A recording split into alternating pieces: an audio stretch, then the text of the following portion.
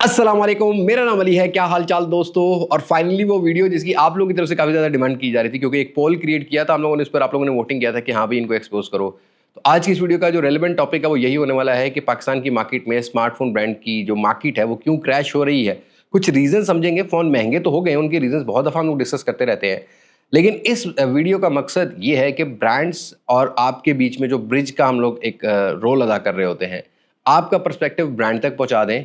Brand का तो already हमने बहुत दफ़ा आप तक पहुंचा दिया, लेकिन ब्रांड्स नीड टू अंडरस्टैंड कि what type of user right now in Pakistani market and when they demand, और इनको किस तरीके से मार्केट को समझना चाहिए। अदरवाइज एक टाइम ऐसा आ सकता है जो मुझे लगता है कि बड़े डेंजर जोन में है कि पाकिस्तान की market specially from 60K to 120K, ये एक ऐसा प्राइस सेगमेंट है जो कि पाकिस्तान की मार्केट में पाकिस्तान की जो मोबाइल फ़ोन मार्केट है, इधर उससे बहुत सारे लोगों का रोज़गार जुड़ा हुआ है, चाहे वो डिस्ट्रीब्यूटर है, चाहे वो होलसेलर है, चाहे वो एमडी है, चाहे वो एक रिटेलर है, चाहे वो एक कमीशन एजेंट है जो फ़ोन लेके बेचता है। उनका रोज़गार इससे जुड़ा हुआ है और ये क्यों क्रैश हो रही है। तो इस सारे टॉपिक को आज छोटी कोशिश तो करूँगा छोटी, लेकिन ऐसे वीडियोज़ में मेरे ना अमूमन जज़्बात जाग जाते हैं, थोड़ी लंबी हो जाती है। तो वीडियो आपने देखनी है, आप लोगों का पर्सपेक्टिव ब्रांड तक जाने वाला है और हमारा पर्सपेक्टिव आप तक आने वाला है। वीडियो अच्छी लगे तो लाइक, शेयर एंड सब्सक्राइब ज़रूर कीजिएगा, और इस तरह की वीडियोज़ क्या हमें बनानी चाहिए, नहीं बनानी चाहिए, कमेंट सेक्शन में अपनी राय को ज़रूर शेयर कीजिएगा। अब मैं आपको ज़्यादा बोर नहीं करता, वीडियो शुरू करते हैं। दोस्तों, इससे पहले कि हम लोग बात करें कि भी इस टाइम क्या चल रहा है, लेकिन आप लोगों ने एक चीज़ समझनी है। हम थोड़ा सा रिकैप कर लेते हैं कि why smartphones are going expensive in Pakistani market. Over price क्यों हो रहे हैं? साथ ही इंडिया बैठा है, साथ ही बंगाल है, मतलब बाकी मार्केट्स में सस्ते हैं और पाकिस्तान में क्यों महंगे हो रहे हैं। देखो भाई, 2019 में 2018 में हमें पता है कि पीटी आ गया। पीटी की टैक्सेशन टाइम बाई टाइम जो है ना बढ़ते रहे।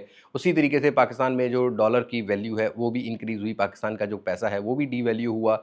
और अगेन यहाँ पर कुछ सिस्टम्स ऐसे काम कर रहे थे जिसकी वजह से इंपोर्ट बैन हुई। इंपोर्ट बैन होने की वजह से भी एक बहुत बड़ा इम्पैक्ट पड़ा, और जिसका ड्रॉबैक ये हुआ कि जिसके पास स्टॉक था उसकी मर्जी का रेट था। इधर वो ब्रांड है, इधर वो कोई रिटेलर है, इधर वो कोई होलसेलर है। तो ये भी एक रीज़न है जिसकी वजह से लोगों के मुंह को खून लग गया भाई। मतलब जब ये पाकिस्तान जैसा जो मुल्क है ना, उसके अंदर ये प्रॉब्लम्स रहती हैं। और दूसरा ये कि लोग पिछले 2-3 साल से जो रिफर्बिश या स्मगल्ड फ़ोन आते थे उसकी तरफ जो है ना मतवज्जो हुए, बिकॉज़ एवरीबॉडी नोज़ कि भी हमने जब फ़ोन ख़रीदना है तो हमें थोड़ा-सा अच्छा फ़ोन चाहिए जिसमें अच्छी चीज़ें चाहिए। मैं आगे चल के इसकी बात करता हूँ कि यूज़र क्या डिमांड करता है। लेकिन बॉक्स पैक कैटेगरी का इतना बड़ा ड्रॉबैक मैंने कभी पाकिस्तानी मार्केट में नहीं देखा है। इधर बहुत बड़े-बड़े ब्रांड्स में, या ब्रांड्स का नाम भी जो है ना मेंशन कर देता हूँ। सैमसंग के मैंने 3-3 साल, 2-2 साल पुराने मोबाइल फ़ोन डब्बा पैक, बॉक्स पैक की बात कर रहा हूँ, मार्केट में अवेलेबल देखे हैं। क्यों? जब लॉन्च करते हैं, महँगी प्राइस में लॉन्च करते हैं, ऑब्वियसली उनके भी एक सिस्टम्स काम कर रहे होते हैं। लेकिन इतनी महँगी प्राइस में लॉन्च करने के बाद जब उस पे प्राइस कट लगाया जाता है या अपने टारगेट्स को अचीव किया जाता है, करने के लिए उसके ऊपर डिस्काउंट बड़े-बड़े दोगे तो लोग तो भाई समझदार हो जाएँगे। लोग फ़ौरन लॉन्च होते हुए फ़ोन को नहीं लेंगे। एवरीबॉडी नोज़ आज इंटरनेट की दुनिया है, जेन ज़ी की दुनिया भाई, जेन ज़ी डिसीज़न लेती है। तो आप पहले ही कुछ अच्छी प्राइस में प्राइस सेगमेंट्स लॉन्च कर दो। तो ये थोड़ा-सा मामला रहा है पाकिस्तानी मार्केट में कि जब ब्रांड्स लॉन्च करते रहे हैं प्रोडक्ट को, तो प्रॉब्लम जो है वो रही है। लेकिन एक सिस्टम समझना बहुत ज़रूरी है, specially for the Chinese brand.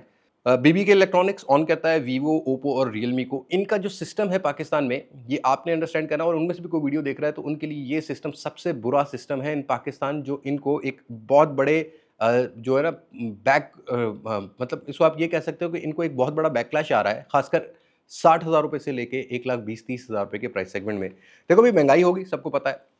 लेकिन ये जो बीबीके इलेक्ट्रॉनिक्स है, ये काम कर रहा है पाकिस्तान में एजेंट सिस्टम के थ्रू। देखो, फैक्ट्री सारी है यहाँ पर, वीवो की भी है, ओप्पो की भी है, रियलमी की भी है। लेकिन एजेंट, चाइनीज़ एजेंट इनके होते हैं, वो फैक्ट्री से प्रोडक्ट बाय करते हैं। बाय करने के बाद वो उसका एक रिटेल प्राइस सेट करते हैं जिसमें 3 से 4 टाइप का प्रॉफिट रेशियो होता है। एक एक तो वो एजेंट जो है ना चाइनीज़, वो खुद पैसे कमाता है, ठीक है? ऑब्वियसली उसने पैसा लगाया तो कमाया हुआ है। अगेन फिर आगे आता है एमडी शिप्स, मतलब थोड़े बड़े-बड़े होलसेलर्स, फिर आता है छोटे-छोटे होलसेलर्स, फिर आता है रिटेलर। अब इसकी मिसाल इस तरह से है कि फैक्ट्री से 10,000 रुपए का, मैं तो मिसाल दे रहा हूँ, मतलब ऐसा नहीं है कि 10,000 रुपए का फ़ोन ही आता है। फैक्ट्री ने तो प्रॉफिट लेना ही लेना अपना, ऑब्वियसली उनकी एक बड़ी सिस्टम है। फैक्ट्री से 10,000 रुपए की प्रोडक्ट खरीदी, उसकी रिटेल प्राइस 20,000 रुपए सेट कर दिया। 20,000 में से 5,000 रुपए एजेंट ले लेता है, बाकी 5,000 रुपया जो है ना वो डिस्ट्रीब्यूट कर देता है एक अपने बड़े होलसेलर, एक छोटे होलसेलर और एक रिटेलर के अंदर। लेकिन एंड यूज़र को क्या नुकसान है और क्या फ़ायदा है? एंड यूज़र को फ़ायदा ये है कि भाई वो जो 5,000 रुपए ऊपर वाला होता है ना, जो रिटेलर है वो बेचारे को जब 16,000 रुपए की चीज़ पड़ी होती है ना, तो वो 16,100 की बेच देता है, तो वो असल में तो 4-5,000 रुपए कमा ही नहीं रहा होता। ठीक है? होलसेलर भी क्या करता है कि अपना माल को अपने जो स्टॉक को लिक्विडेट करने के लिए, वो अगर उसको 15,000 का पड़ा है, वो 15,100 का बेच देता है। तो बेसिकली एजेंट्स को या कंपनीज़ को ये भी समझना है कि ये जो पाकिस्तानी अवाम वाले बिजनेसमैन है ना, ये कंपटीशन में पैसा कमाने नहीं आए हुए। ये सिर्फ़ और सिर्फ़ नाम कमाने आए होते हैं और ये सर्कल घुमाने आए होते हैं। ये क्या करते हैं कि ये बस कहते हैं कि बस हमारा नाम रहे, हमें वो अवार्ड मिलते रहे सेरेमनीज़ पे जाके कि हम बेस्ट सेलर हैं, ये अपना प्रॉफ़िट नहीं कमाते होते। यहाँ पर बहुत सारे टारगेट सेट किए जाते हैं। लेकिन कहने का मकसद ये है कि पाकिस्तान के अंदर एजेंट सिस्टम नहीं चलना चाहिए। आई थिंक डायरेक्टली जो कंपनीज़ हैं उनको ऑपरेट करना चाहिए। अब इसकी मिसाल ये है कि जैसे इंडिया की मार्केट में हम लोग देखते हैं, कंपनीज़ ने अपनी सीरीज़ बनाई हुई है। कंपनीज़ ने अपने बहुत सारे प्रोडक्ट्स ऐसे लॉन्च करते हैं, मतलब कंपनी इतने सारे प्रोडक्ट लॉन्च कर रही होती है वहाँ पर, क्योंकि कंपनीज़ खुद ऑपरेट कर रही हैं, एजेंट सिस्टम उस तरीके से नहीं काम कर रहा है जो पाकिस्तान में काम कर रहा है। तो या तो एजेंट सिस्टम को ठीक करें, या तो फिर आप भाई यहाँ एज़ अ प्रिंसिपल सही तरीके से काम करें, अगर आप मतलब मेन ब्रांड से देख रहे हैं। अब दूसरी चीज़ मैं इसमें मेंशन कर देता हूँ, कुछ ब्रांड्स सब्सिडरी ब्रांड्स भी हैं, जो कुछ प्रॉफिट से कॉम्प्रोमाइज़ करते हैं। लाइक हमने देखा है कि इन्फिनिक्स, टेक्नो, आज से 2-3 साल पहले शाओमी की भी बड़ी ग्रिप रही है कि भाई ये लोग ना बड़ी एग्रेसिव प्राइस में प्रोडक्ट लॉन्च करते रहे अपना नाम बनाने के लिए, और मार्केट एक्सपेंस ज़्यादा नहीं करते हैं। ये भी चीज़ समझनी है कि एक ब्रांड जो है ना वो मार्केट एक्सपेंस बहुत ज़्यादा कर देता है, तो वो मार्केट एक्सपेंस भी ऑब्वियसली उसने उसी प्रोडक्ट में से ही कमाना होता है, क्योंकि उनको एक रूम दिया जाता है प्रिंसिपल की तरफ से।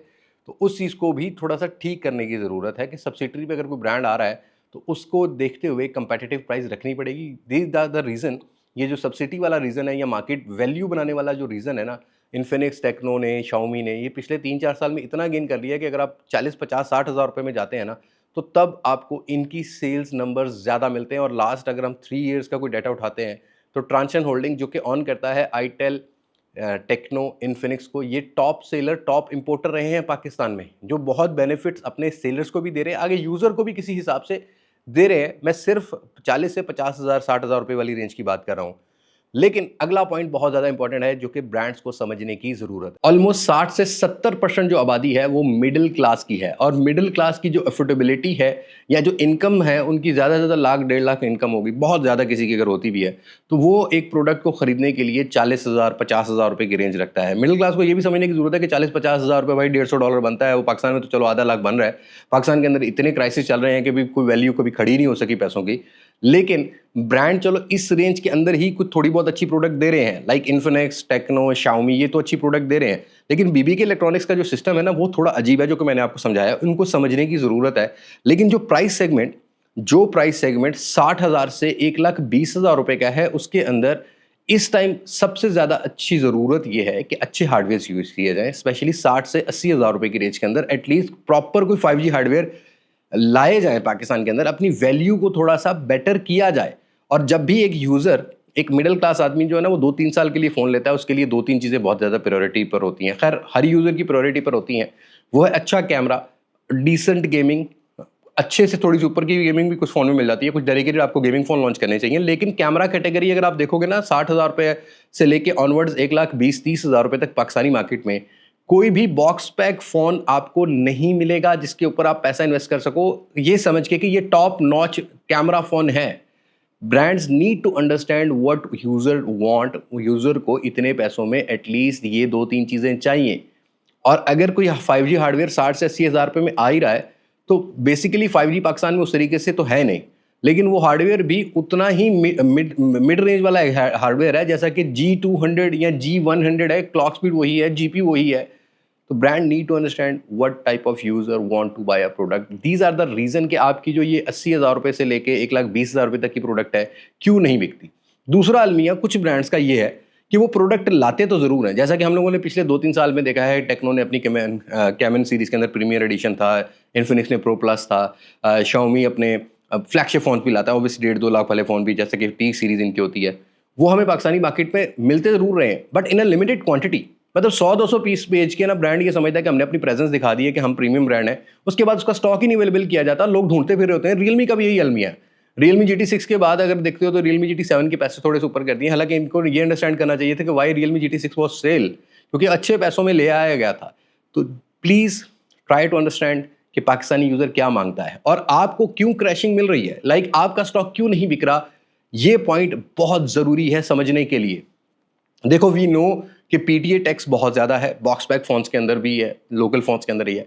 लेकिन रिसेंटली कुछ डेवलपमेंट्स हुई हैं जिसकी वजह से ये जो स्मगल्ड रिफर्बिश फ़ोन, जो इलीगल फ़ोन, पैच PTA या JV फ़ोन्स पाकिस्तान में बहुत ज़्यादा बिक रहे थे, उसके पीछे रीज़न भी यही था कि लोग कम पैसों में ज़्यादा अच्छी चीज़ें चाहते थे। ठीक है, लोगों को PTA को टैक्स नहीं पे करना था। PTA ने कुछ इंपोर्टर्स को for sake of some money एक अच्छी अमाउंट भी चार्ज की है, एक इंपोर्ट लाइसेंस ऑफर कर दिया कि भाई आप हमें ये सीरियल है या ये कंट्रीज के फ़ोन है जो कि आप कम पीटीए टैक्स पे करके हमसे रजिस्टर करवा सकते हो, और उस जो स्मगलिंग या रिफर्बिश वाले काम को ना लीगलाइज कर दिया।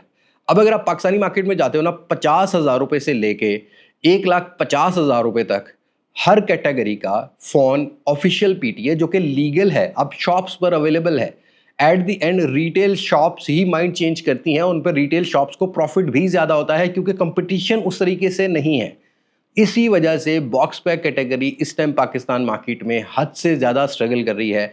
Lack of better specification, lack of camera, lack of performance की वजह से चार्जिंग किसी को ज़्यादा ज़रूरत नहीं है। बैटरी साइज इतने बड़े हो भी जाएं तब भी बाकी चीज़ें बहुत मैटर करती हैं। अगर बैटरी टाइमिंग के लिए किसी ने फ़ोन लेना है ना, तो वो 30-40 हज़ार रुपये का 720p वाला फ़ोन ले लेगा।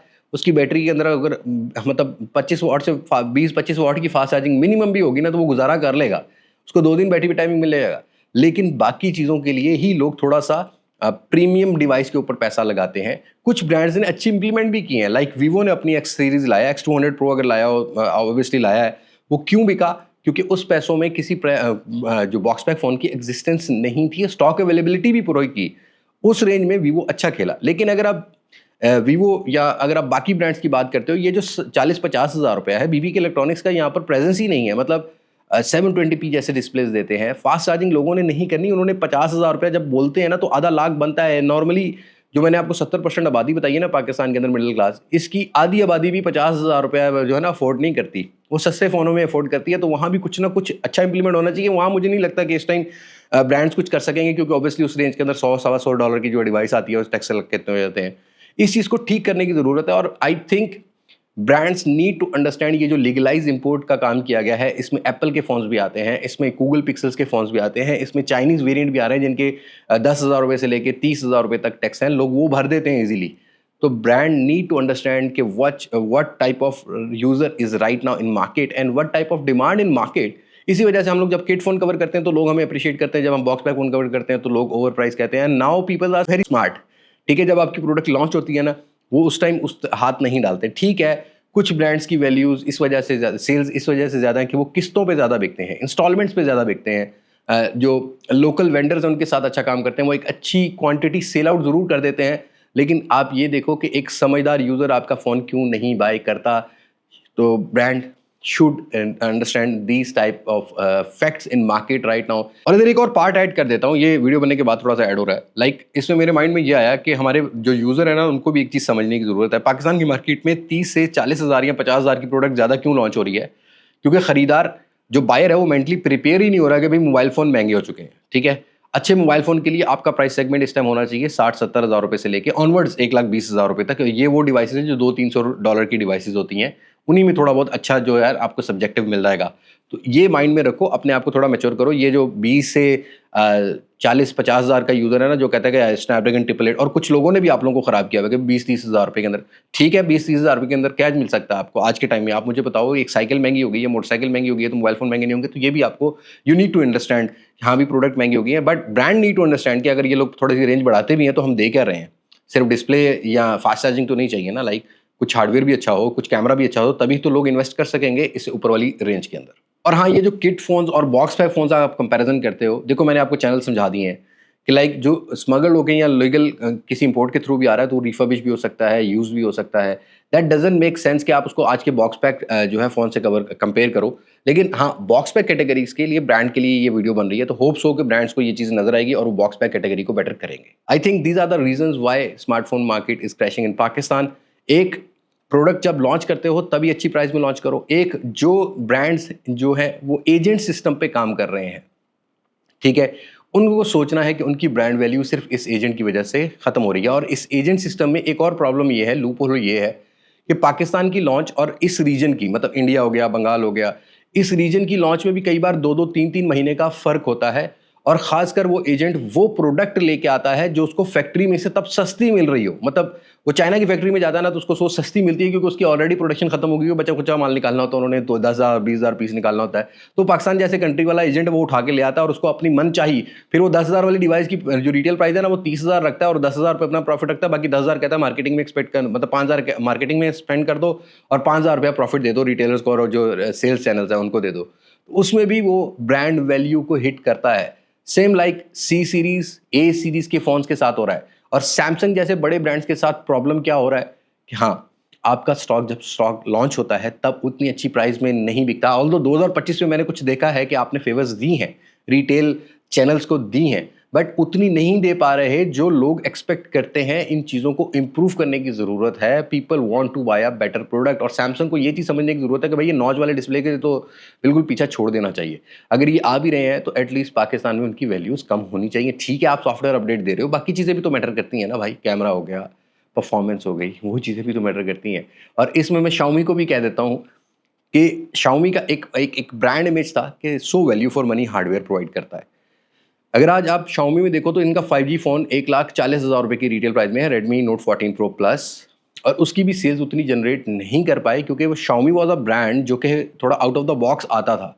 लेकिन राइट नाउ पाकिस्तानी मार्केट में आउट ऑफ द बॉक्स छोड़ो, बॉक्स ही नज़र नहीं आ रहा। ठीक है, तो प्लीज़ आप सब ब्रांड्स, आई नो सब ब्रांड्स के साथ हमारे भी रिलेशंस हैं, ब्रांड्स के भी हमारे साथ रिलेशन अच्छे हैं, बट हमारे और आपके रिलेशन क्यों अच्छे हैं? हमारे देखने वालों की वजह से, हमारे आपकी प्रोडक्ट खरीदने वालों की वजह से। आपके जो प्रोडक्ट खरीदते हैं उनकी ये डिमांड है कि भाई 60,000 रुपये से ऊपर एटलीस्ट 5G थोड़े अच्छे हार्डवेयर दे दो, कुछ और चीज़ें बेटर कर दो।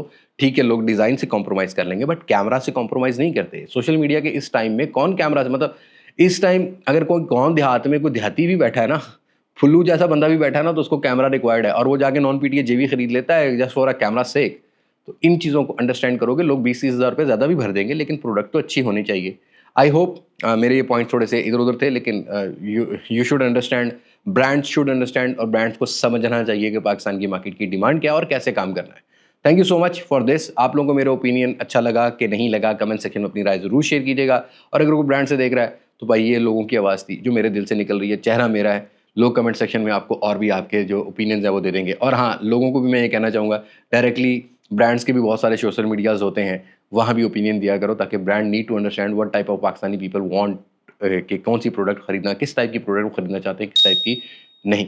Thank you so much. आज की वीडियो में तो ये मुलाकात होगी, नई वीडियो में किसी नई अनबॉक्सिंग, किसी नए रिव्यू, किसी नए कंपैरिजन के साथ। तब तक मुझे दे इजाज़त। मैं होली बात मास्क से पाकिस्तान पाइंदाबाद। अल्लाह हाफिज़।